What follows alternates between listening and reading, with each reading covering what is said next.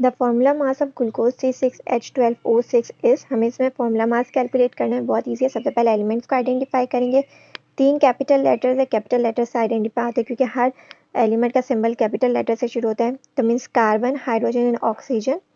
फिर इनके number of atom 6 थे, कार्बन के 12, हाइड्रोजन के और 6, ऑक्सीजन के, तो उनकी वैल्यूज पुट कर दी। मोलर मासेस हमें इन तीनों के याद कर लेने चाहिए, बेटर होता है। 12, 1 और 16 नंबर ऑफ एटम्स को मोलर मासेस से मल्टीप्लाई किया और इन सबको ऐड किया, तो हमारे पास आंसर आ गया 180। Means C is the correct answer. C इसका correct answer.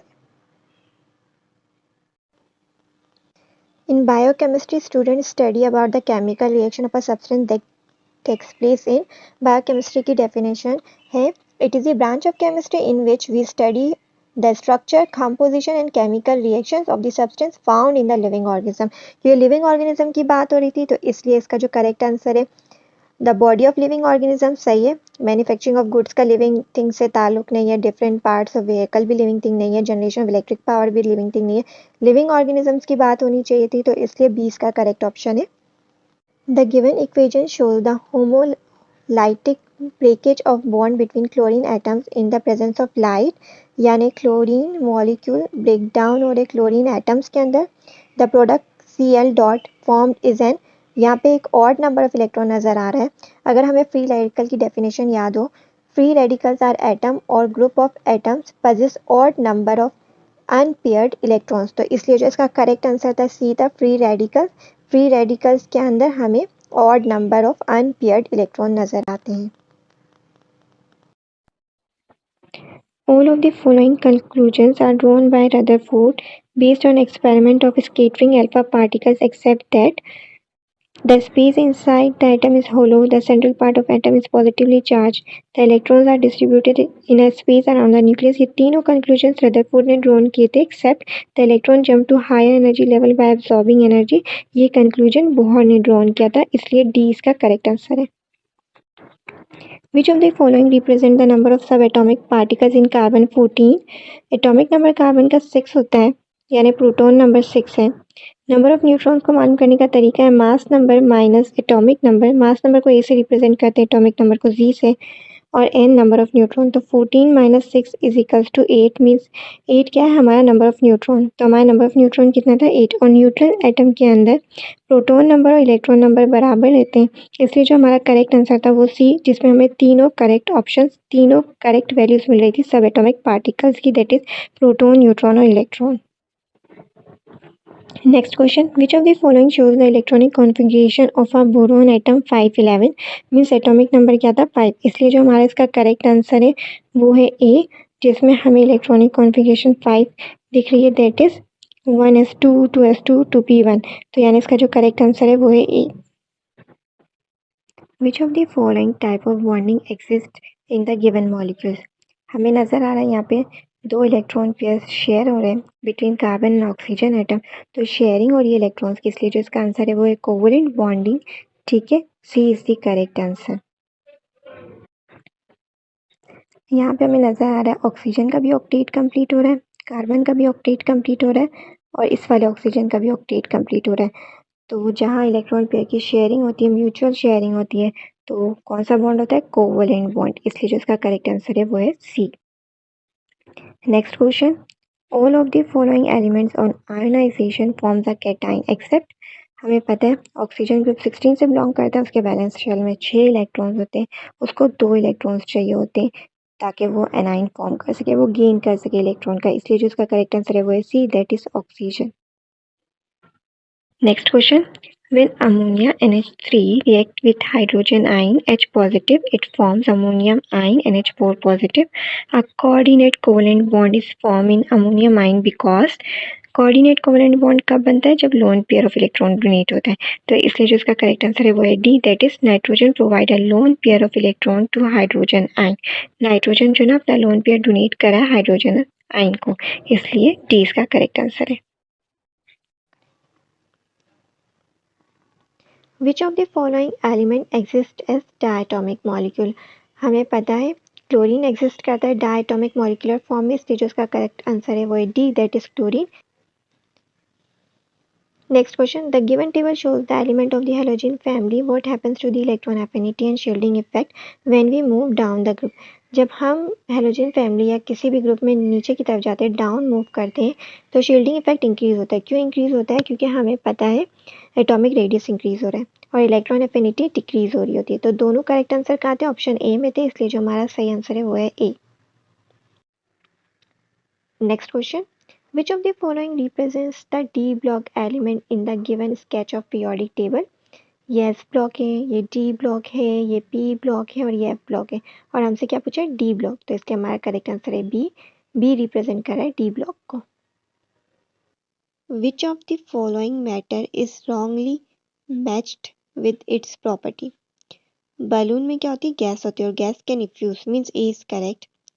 Water has a definite volume. Water is liquid और उसका वॉल्यूम डेफिनेट होता है, बिल्कुल करेक्ट. स्मोक, चूंकि स्मोक गैस होती है, उसके दरमियान क्या होती है? वीक इंटरमोलिकुलर फोर्सेस होती है, तो ये भी करेक्ट है. इनकरेक्ट क्या था? B. Table can be compress. Table क्या होता है? Solid. Solid can not be compress. तो B is the correct answer. क्योंकि हमसे पूछा था रॉन्गली मैच्ड, तो रॉन्गली मैच्ड क्या है?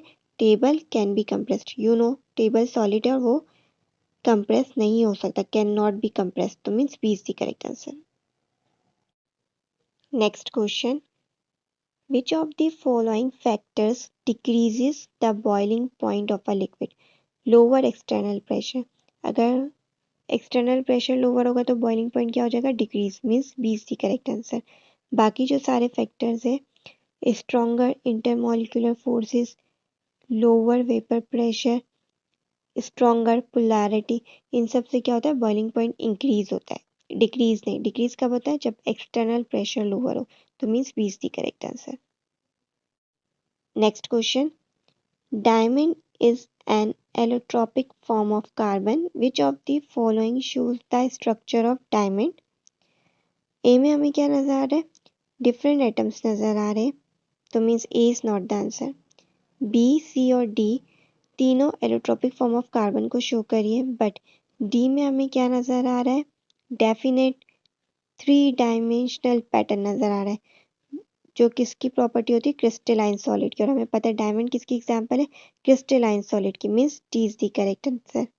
डी हमें शो कर रहा है डायमंड की डायग्राम को.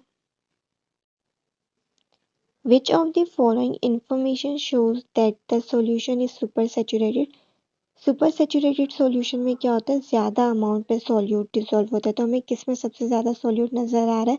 ऑप्शन बी में, और टेम्परेचर भी ज़्यादा है, तो means correct answer is B. जिसमें हमें सबसे ज़्यादा सॉल्यूट नज़र आ रहा है, means B is the correct answer. Next question. Which of the following is not an example of a solution made up of liquid into solid? Butter, cheese, amalgam example है liquid into solid की, और हमसे पूछा था not, तो इसका correct answer A है. Alois में क्या होता है? सॉल्यूट और सॉल्वेंट दोनों सॉलिड होते हैं, तो एलॉयस एग्जाम्पल नहीं है लिक्विड इनटू सॉलिड की, means A is the correct answer. That is Alois. Next question. All of the following substances can dissolve in water except. Polar substances dissolve होते हैं polar solvent में. आयनिक solids और polar covalent compound soluble होते हैं water में, इसलिए salt, sugar और ethanol क्या होते हैं? डिसॉल्व हो जाते हैं वाटर में, एक्सेप्ट ग्रीस. ग्रीस क्या है? नॉन पोलर है, तो वो वाटर में डिसॉल्व नहीं होता, इसलिए हमारा करेक्ट आंसर क्या है? सी, ग्रीस. सब डिसॉल्व हो जाएंगे सिवाय ग्रीस के, mean C is the correct answer. Which of the following is the reducing agent in the given reaction? Reducing agent, oxidizing agent हम हमेशा रिएक्टेंट साइड से फाइंड करते हैं, तो हमारे कौन से दो आंसर शॉर्टलिस्ट हो जाते हैं? ए और सी. यहाँ पे जिंक का ऑक्सीडेशन स्टेट क्या है? 0, और यहाँ पे क्या है? +2 है, मीन्स जिंक ने 2 इलेक्ट्रॉन लूज किए हैं, ऑक्सीडेशन नंबर इंक्रीज हो रहा है. रिड्यूसिंग एजेंट कौन होते हैं? Reducing agent is the species that reduces a substance by donating electron to it. खुद ऑक्सीडाइज होते हैं, मीन्स खुद क्या करते हैं? इलेक्ट्रॉन लॉस करते हैं, और यहाँ पे जिंक क्या कर रहा है? इलेक्ट्रॉन लूज कर रहा है, तो करेक्ट आंसर क्या है? A. Zinc is a reducing agent. Next question. All of the following factors speed up the process of corrosion in iron except. Acidic medium, oxygen, water, तीनों क्या करेंगे? स्पीड अप करेंगे करोजन के process को, except sunlight. Sunlight speed up नहीं करेगी, in fact कोई effect ही नहीं होगा सनलाइट का करोजन पे, तो इसलिए हमारा करेक्ट आंसर है B, that is sunlight. Acidic medium, oxygen और वाटर क्या करेंगे? स्पीड अप करेंगे, तो हमारा करेक्ट ऑप्शन है B. Next question, galvanizing is a method used to prevent the corrosion of iron. This method basically involves the coating of iron with zinc, means B is the correct answer. The process of coating a thin layer of zinc on iron is called galvanizing, means B is the correct answer, that is zinc, coating of iron with zinc. Which of the following elements on reaction with oxygen forms a basic oxide? Usually जब metals react करते हैं oxygen के साथ तो basic oxide बनाते हैं। हमें इनमें से आइडेंटिफाई करना था कौन मेटल है। Phosphorus and sulphur non metal है, sodium is metal, silicon is metalloid. तो हमारा करेक्ट आंसर क्या है? C, that is sodium. चूंकि वो मेटल है तो जब ऑक्सीजन के साथ रिएक्ट करेगा तो बेसिक ऑक्साइड बनाएगा। Platinum alloyed with palladium and rhodium is used as a catalyst in automobiles, means C is the correct answer. Platinum को एलॉय करते हैं हम विद प्लेडियम एंड रोडियम ताकि हम उसे एज अ कैटलिस्ट यूज कर सकें ऑटोमोबाइल्स में, means C is the correct answer. In photographic films हम क्या यूज करते हैं? Compounds of silver. In the making of coins में भी हम सिल्वर यूज करते हैं जो एलॉय किया होता है कॉपर के साथ, तो करेक्ट आंसर इज सी। हम प्लैटिनम को जब एलॉयड करते हैं प्लेडियम और रोडियम के लिए तो किस लिए यूज किया जाता है? As a catalyst in automobiles, means C is the correct answer. Next question, gold is a noble metal due to which it is not. Gold को क्यों नोबल मेटल कंसिडर किया जाता है? उसकी क्या प्रॉपर्टी है? इसलिए क्योंकि it is not affected by atmosphere, means C is the correct answer. Gold को नोबल मेटल इसलिए कंसिडर किया जाता है क्योंकि वो इजीली इलेक्ट्रॉन लूज नहीं करता, इजीली ऑक्सीडाइज नहीं हो सकता, not affected by atmosphere, means C is the correct answer. Gold ductile भी है, मेलिएबल भी है, एलॉय भी किया जा सकता है, बट सवाल में पूछा नोबल मेटल क्यों कंसिडर करते हैं, इसलिए इसका करेक्ट आंसर क्या है? C. Next question, what products are formed when sodium metal reacts with water. जब अल्कली मेटल्स रिएक्ट करते हैं वाटर के साथ तो वो विग्रसली रिएक्ट करते हैं रूम टेम्परेचर पर to give strong alkaline solution and hydrogen gas, तो इसलिए हमारा करेक्ट आंसर क्या है? D, that is sodium hydroxide and hydrogen gas, means D is the correct answer. When sodium metal react with water it gives sodium hydroxide and hydrogen gas, means D is the correct answer.